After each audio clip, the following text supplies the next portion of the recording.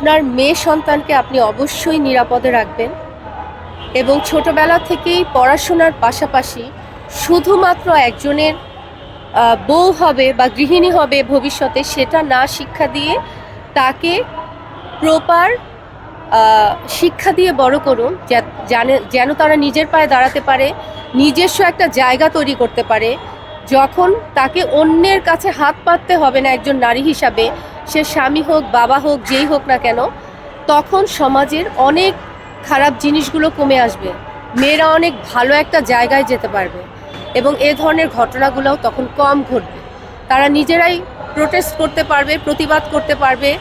তাদের শিক্ষাটা হবে শুধু পড়াশোনা না, তার সঙ্গে মানসিক, শারীরিক এবং ভবিষ্যতে নিজের একটা সুন্দর জায়গা তৈরি করারও শিক্ষা পরিবার থেকেই দিতে হবে। তখনই আমরা দেখতে পাবো যে একটা নারী তার একটা সুন্দর জায়গায় পৌঁছাতে পেরেছে এবং সমাজও তখন অনেক সুন্দর হবে।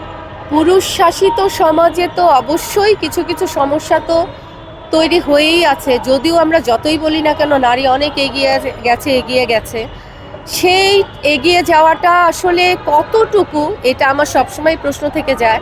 আমি আসলে খুঁজে পাই না তেমন জায়গাটা, নারীর এগিয়ে যাওয়াটা আসলে কতটুকু ঘটছে সমাজে।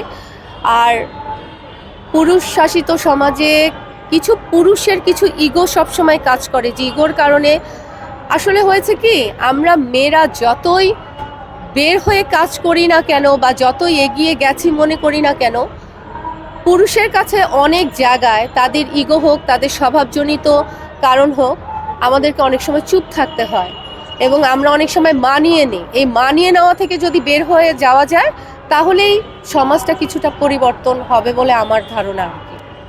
এবং পুরুষকে তো পাল্টাতে হবেই, পুরুষের দৃষ্টিভঙ্গি চেঞ্জ হবে তখনই। পুরুষের দৃষ্টিভঙ্গি চেঞ্জ হতে হবে, সঙ্গে সঙ্গে সমাজের দৃষ্টিভঙ্গি চেঞ্জ হতে হবে এবং একটি পুরুষ তখনই সুস্থ পুরুষ হবে মানসিকতার দিকে, তার পারিবারিক শিক্ষা যখন ছোটবেলা থেকে সে সুস্থভাবে পেয়ে বড় হবে। এবং পরিবারের অনেক বড় একটা ভূমিকা থাকে ছেলেমেয়ে সবার ক্ষেত্রেই। এবং এই সব ধর্ষণকারী যারা হয়েছে, আসলে জন্ম নিয়ে তো কেউ তো জন্মগতভাবে তো কেউ ধর্ষক হয় না, সুতরাং সেই দিকে যেন না যায় পরিবার থেকে কেউ, সেদিকে পারিবারিক শিক্ষাটা অনেক বড় দরকার। তার জন্য বাবা মাকে সুন্দরভাবে সন্তানকে বড় করতে হবে, সুন্দর শিক্ষা দিয়ে। পোশাক নাকি মানসিকতা? না, পোশাকে আমি কখনোই বলবো না, মানসিকতাটাই অবশ্যই মেন। মানসিকতাটাই তো সবচেয়ে বড়। আমি কোন দৃষ্টিতে কি দেখছি এটা সবচেয়ে বড় ব্যাপার। পোশাকটা কেন কোনো ব্যাপার হবে? পোশাকটা কোনো ব্যাপার না। কিন্তু আসিয়ার বিষয়টা তার পরিবার থেকে কিন্তু সে লাঞ্ছিত।